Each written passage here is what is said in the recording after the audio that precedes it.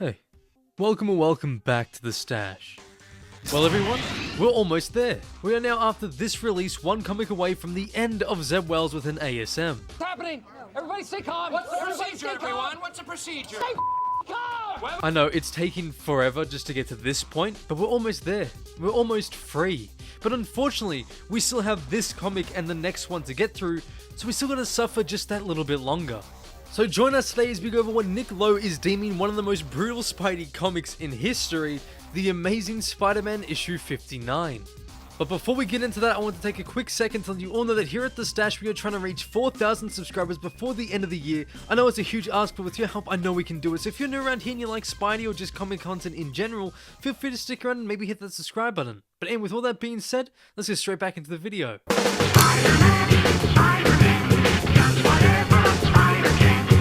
The upcoming trial of Tombstone has the New York criminal underground abuzz. The most shocking development wasn't the attempted murder of Spider-Man's legal proxy Peter Parker, but the revelation of the prosecution's star witness, Tombstone's own daughter Janice Lincoln, aka the Beetle. When Tombstone was released on bail, everyone began to fear that he would retaliate against the people Janice loves, namely former fiancé Randy Robertson. It was decided that for their safety, Janice and Randy should be transported out of the city until the trial, but Tombstone's gang struck before they could even make it out of the city. Spidey and his allies had prepared for this and played their hand, revealing the transport had been a decoy to draw out Tombstone, while Janice waited it out in her apartment. But Tombstone outmaneuvered everyone, showing up at his daughter's apartment ready to do the unthinkable. Lucky for Janice though, because it seems that she had a certain spider on her shoulder watching over her, for Spider-Man has managed to create some distance between her and her father. However, the fight has just been taken to the streets and it looks like an all-out brawl is about to begin.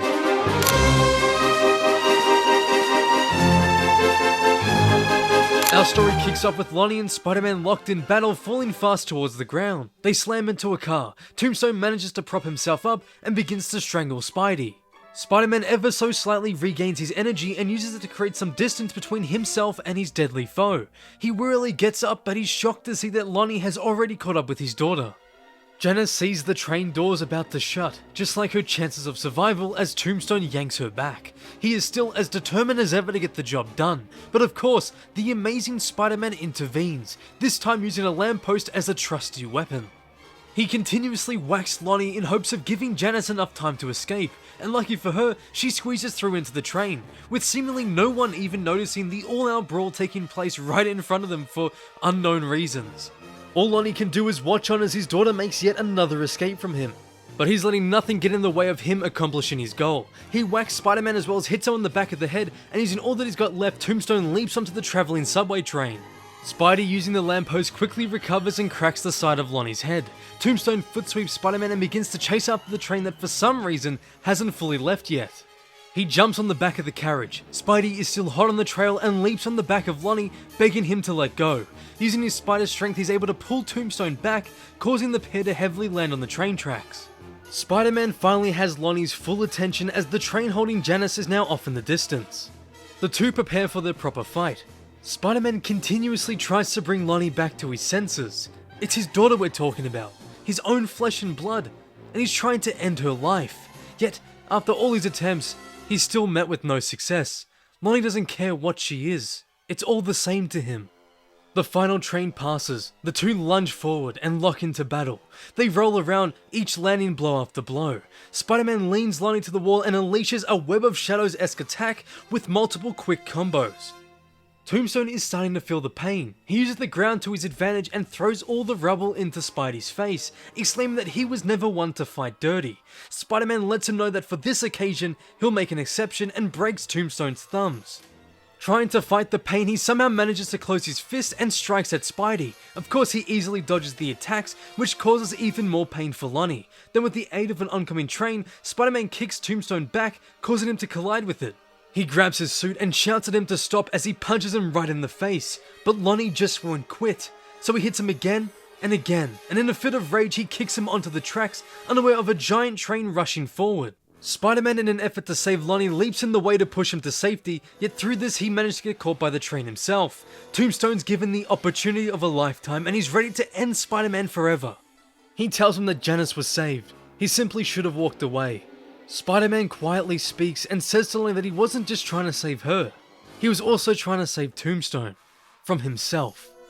He tries to finish the sentence, but after all the injuries he sustained from the battle, he fully collapses.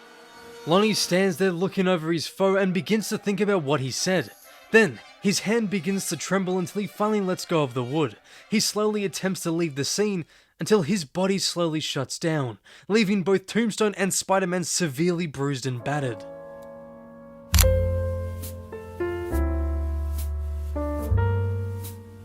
Now, after reading this, I'm left, just feeling a bit empty. Not in the sense of, oh, Zeb Wells' Spider-Man equals bad, but more so in relation to how this comic doesn't even feel like it's worth $1.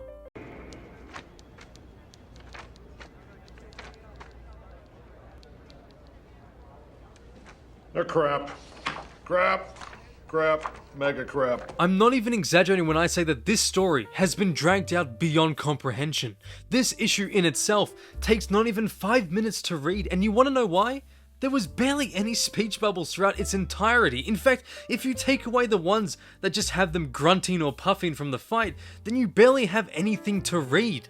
Hell, there's not even any inner monologue text. The fact that these boxes in ASM have slowly died out thanks to Zeb Wells will forever baffle me. It's such a useful tool, not only so we can see what's going on through their minds, but also so the book feels like it's got some weight behind it.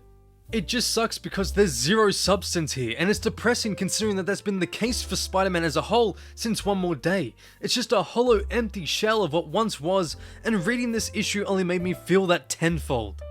Now yes, it's finally time for Zeb Wells to leave the book. This was the penultimate issue for the occasion, and when I look back at what he's done during this whole time, all I can think about is how utterly pathetic it was.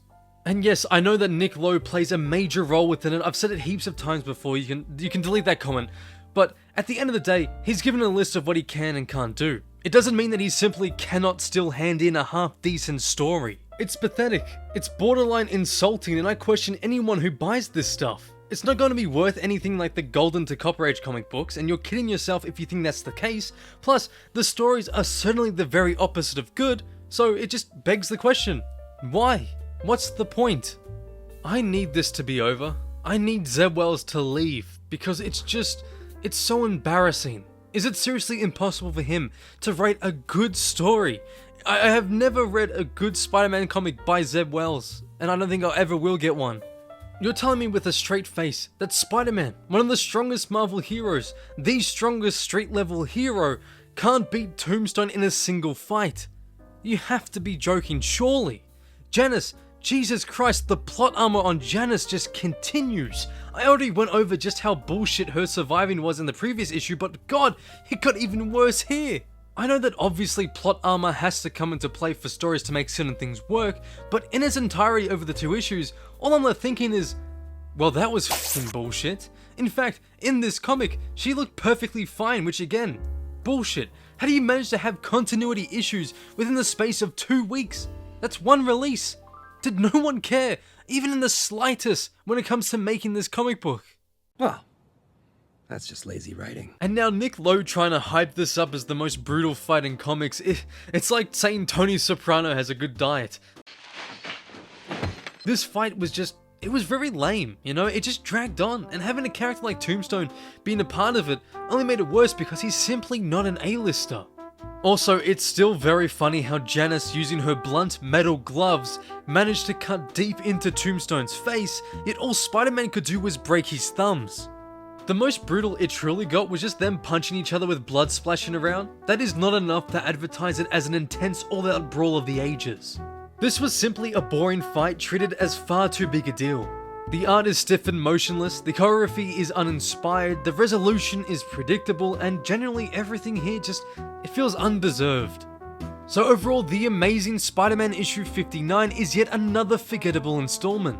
It's a bad comic filled with poor art, lazy and borderline horrendous storytelling, uninspired action, and an editor who'd rather write stories about Logan trying to get with a teenager than produce something even slightly worthwhile to read. All this series is useful for is to remind me that Ultimate Spider-Man exists and it's still the best series that we've got in a long time. But the only thing that's worth mentioning about this comic is that we have one more issue. Just one more to go, everyone, and then finally, no more Zeb Wells. Surely it can't get worse than this, right? Right? Oh, for fuck. Spider-Man, Spider-Man, just like